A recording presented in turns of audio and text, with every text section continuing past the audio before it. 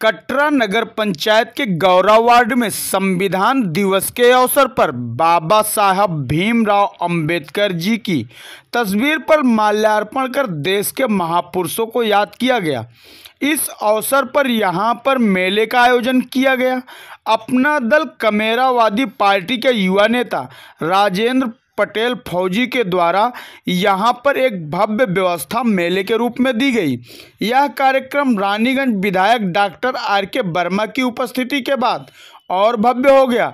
बाबा साहब भीमराव अंबेडकर की तस्वीर पर माल्यार्पण करने के बाद उन्होंने वहां पर बैठे लोगों को संबोधित करते हुए कहा कि बाबा साहब की तस्वीर और बाबा साहब द्वारा लिखा गया संविधान हर घर में रखना अनिवार्य है। वहीं मीडिया से बात करते हुए उन्होंने कहा, संविधान दिवस पर डॉक्टर भीमराव अंबेडकर जी की तस्वीर लगाकर यहाँ पर एक प्रोग्राम रखा गया जिसमें मेले का भी आयोजन किया गया। क्षेत्र के हजारों लोग मौजूद रहे और आप भी रानीगंज से चलकर यहाँ पहुँचे। इस आयोजन को आप किस नज़र से देख रहे हैं? देखिए, बाबा साहब भीमराव अंबेडकर के द्वारा जो संविधान निर्मित किया गया, आज हम सब लोग बाबा साहब और संविधान की याद में, क्योंकि 26 जनवरी 1949 को जो संविधान सभा ने, खासतौर से बाबा साहब भीमराव अंबेडकर ने जो संविधान बनाया उसको सभा ने अंगीकार करने का काम किया था और 26 जनवरी 1950 को उन्होंने उसको लागू करने का काम किया था। तो आज हम सब लोग उसी संविधान दिवस की अवसर पर इस कार्यक्रम का आयोजन किया गया है, जिसमें मैं जनता के सम्मुख था और अपनी बातों को हमने रखा। और इस अवसर पर मैंने जनता से अपील किया कि संविधान ने हमें हक अधिकार दिया, उसका सम्मान करना चाहिए और जिन महापुरुषों की बदौलत, जिनके संघर्षों की बदौलत आज हम इस लोकतंत्र में अपने हक और सम्मान के साथ जीवन जीने का अधिकार पाया है, उनका भी सम्मान बचा करके रखो। उनके बारे में, उनकी जीवनी के बारे में, उनके द्वारा लिखे गए ग्रंथों के बारे में, उनके द्वारा इस देश को दिए गए योगदान के बारे में चर्चा करने का यह अवसर होता है। इसलिए ऐसे सभी महापुरुषों को, जिन्होंने, जैसे हम लोग चर्चा करते हैं माता सावित्रीबाई फुले की, अगर सावित्रीबाई फुले नहीं होती तो इस बात को मैं दावे से मैं कह सकता हूं कि इस देश में कोई ऐसा राजे रजवाड़ों का परिवार नहीं होता जिसकी बेटियां साक्षर होती, बेटियां पढ़ी लिखी होती। सावित्रीबाई फुले की बदौलत आज सब लोग लड़कियों को पढ़ा रहे हैं, हर समाज के लोग, हर वर्ग के लोग। तो ऐसे अवसर पर संविधान के सम्मान में हम सब लोगों ने इस कार्यक्रम का आयोजन कराया था। सपा अध्यक्ष अखिलेश यादव जी ने ये कहा कि जो वर्ल्ड कप अभी हाल में हमारा हिंदुस्तान हारा, उसमें उन्होंने कहा कि लखनऊ के स्टेडियम में अगर ये विश्व कप खेला जाता तो टीम इंडिया जीत जाती। तो आपकी नज़र में स्टेडियम महत्वपूर्ण है या भारतीय खिलाड़ी? देखिए, मेरी नज़र में स्टेडियम भी महत्वपूर्ण है और भारतीय खिलाड़ी भी महत्वपूर्ण है। दोनों का अपना अपना स्थान है। अगर किसी एक खिलाड़ी को उसके अनुकूल फील्ड नहीं है, मैदान नहीं है, तो उसका परफॉर्मेंस कतई अच्छा नहीं हो सकता है। और इसकी जिम्मेदार केंद्र की सरकार है कि गुजरात, उन्होंने पहले ही धोखाधड़ी किया। जो सरदार वल्लभ भाई पटेल के नाम पर जो स्टेडियम था उसको बदल करके नरेंद्र मोदी जी ने अपने नाम पर करा लिया, तो धोखाधड़ी वहीं से कर दिया। तो पिच पर न जाने कितनी तरह की बातें हुई होगी। उस पिच पर भारतीय खिलाड़ियों का प्रदर्शन अच्छा नहीं था, इसलिए लोगों का मानना था कि अगर वो लखनऊ की पिच पर इकाना स्टेडियम में हुआ होता तो आज विश्व कप हमारे हाथों में होता। मैं आपसे भी चर्चा करूँगा कि बहुत ज़्यादा विश्व कप की चर्चा न करके उत्तराखंड में जो फंसे हुए मजदूर हैं, जिनकी जान संकट में है, जिनके परिवार को नींद नहीं आ रही है, जिनके बच्चों को नींद नहीं आ रही है, केंद्र सरकार को, प्रधानमंत्री से लेकर के आप जैसे पत्रकारों को भी ये सवाल करना चाहिए कि उनके लिए सरकार क्या कर रही और कब कर रही है, क्यों नहीं कर रही। सरकार लगातार इस बात को कह रही है कि 41 मजदूर जो टनल में फंसे हुए हैं उनके बचाव के लिए कार्य किए जा रहे हैं। जल्दी वो मजदूरों को सुरक्षित निकाल लेगी और बचाव सामग्री, ऐसे भोजन, पानी, ये चीज़ें टनल के अंदर डाली जा रही हैं। ये प्रशासनिक अधिकारियों के द्वारा बयान दिए जा रहे हैं। आप माननीय प्रधानमंत्री जी का और माननीय वहाँ के मुख्यमंत्री जी का एक बयान दिखा दो, नहीं मिलेगा। नहीं, नेताओं का बयान तो नहीं। और अब अयोध्या में जो राम मंदिर बन रहा है, बहुत बड़ा मुद्दा था ये। जब से हमारा देश आज़ाद हुआ, आज़ाद की क्या हम बात करें, लगभग 500 साल पुराना मुद्दा है। आज अयोध्या में राम मंदिर भव्य रूप से बनकर तैयार हो, इसे आप किस नज़र से देख रहे हैं? माननीय सर्वोच्च न्यायालय ने एक आदेश पारित किया और वहाँ पर राम मंदिर के निर्माण की अनुमति प्रदान करी। जिस अनुमति के क्रम में वहाँ पर भव्य मंदिर का निर्माण हो रहा है, इसके अलावा मुझे और कमेंट करने की जरूरत नहीं। वो माननीय सर्वोच्च न्यायालय के आदेश पर हो रहा है, उसमें कोई राजनीतिक व्यक्ति अपना योगदान न ले। नहीं, जैसे कि आपकी ही पार्टी से कद्दावर नेता रहे स्वामी प्रसाद मौर्य जी लगातार धर्म को टारगेट कर रहे हैं, क्या आप सहमत हैं? धर्म को टारगेट नहीं कर रहे हैं। मैं इस बात का पक्षधर हूँ कि पूरे देश में जितने भी इस तरह के स्थल हैं, उन स्थलों का परीक्षण इस आधार पर कराया जाना चाहिए कि वहाँ का पुरातात्विक अभिलेख क्या कहता है, और जो भी अभिलेख मिले, जो भी वहाँ पर अवशेष मिले, जो पुरातात्विक अवशेष मिल रहे हैं, उनकी कार्बन डेटिंग कराओ। हमारे विज्ञान में किसी चीज़ के उम्र के निर्धारण के लिए एक प्रक्रिया है जिसको कार्बन डेटिंग मेथड कहते हैं।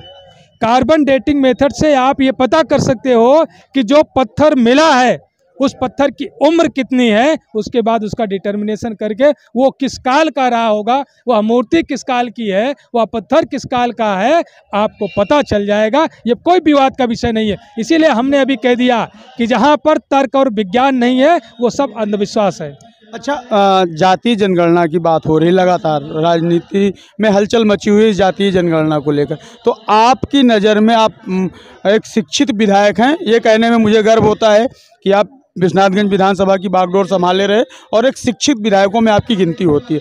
आप मान लीजिए आपको अगर सत्ता में लाया जाए और आपको आरक्षण का प्रतिनिधित्व सौंप दिया जाए कि डॉक्टर साहब आप निर्धारित कर लीजिए कैसे आरक्षण दे दिया जाए। मैं पहले ऐसे ही निर्धारित करूंगा कि हमारे बीच में सभी जातियों की कितनी आबादी है, उस आबादी के लिहाज से पीएमओ ऑफिस, प्रधानमंत्री कार्यालय और लोकसभा सचिवालय से लेकर के ग्राम सचिवालय तक उसकी आबादी के सापेक्ष कितना प्रतिनिधित्व है, इसका पहले आंकड़ा ले लिया जाएगा। जिन जातियों का अभी तक प्रतिनिधित्व नहीं हो पाया है, उनको प्रतिनिधित्व देने के लिए विशेष व्यवस्था की जाएगी। पाल है, प्रजापति है, कुशवाहा है, विश्वकर्मा है, अनेकों ऐसी जातियां हैं जिनकी सरकारी नौकरियों में कोई भागीदारी नहीं है, जिनकी बड़े बड़े व्यवसाय में कोई भागीदारी नहीं है। कब होगी आज़ादी? कितने वर्षों तक क्या वो केवल मांग करके खाने के लिए पैदा हुए हैं?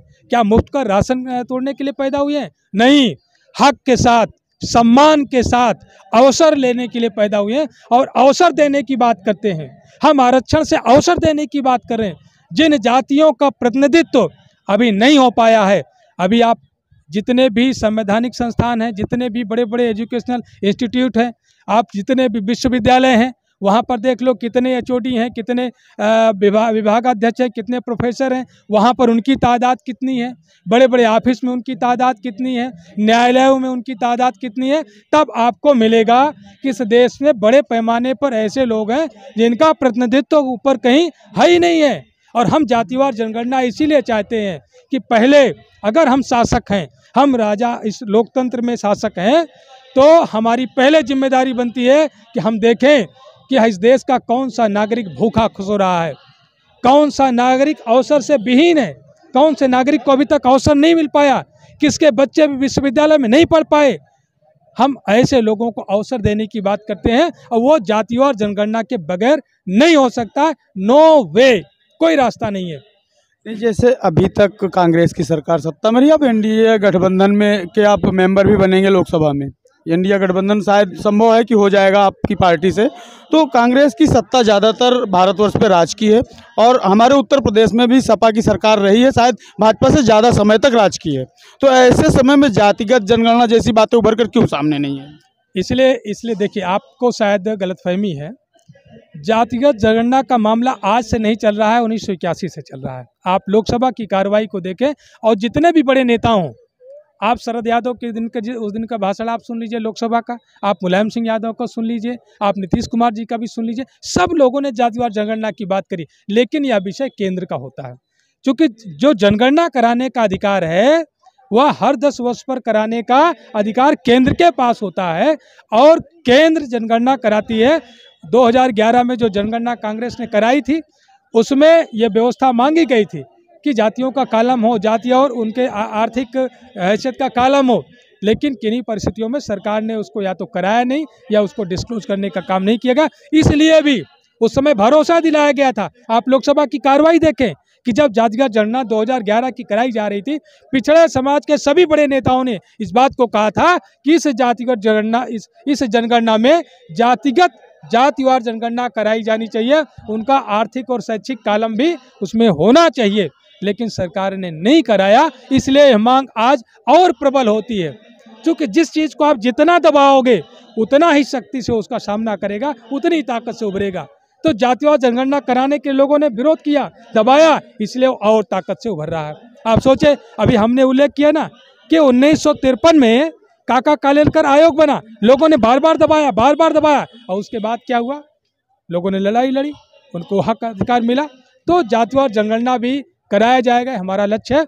हम चाहे केंद्र में आएंगे या प्रदेश में आएंगे, जातिवार जनगणना कराएंगे। जिसकी जितनी आबादी होगी उसके लिहाज से, उसकी संख्या के अनुसार लेखपाल सिपाही से लेकर के दिल्ली के सचिवालय तक की पोस्टों के लिए उनके लिए विशेष अवसर प्रदान करने की व्यवस्था की जाएगी। एक जटिल सवाल है, प्रधानमंत्री मोदी जी का ये कहना है कि हमारी नज़र में दो जातियां, हालांकि स्पष्ट इन्होंने नहीं कहा, लेकिन इशारों में उन्होंने यही बताया कि हमारी नज़र में देश में दो जातियां हैं, एक गरीब और एक अमीर, और हम गरीबों के लिए काम कर रहे हैं क्योंकि ज़्यादा तबका गरीबों का है। क्या आप ये मानते हैं मोदी जी के इस कथन को?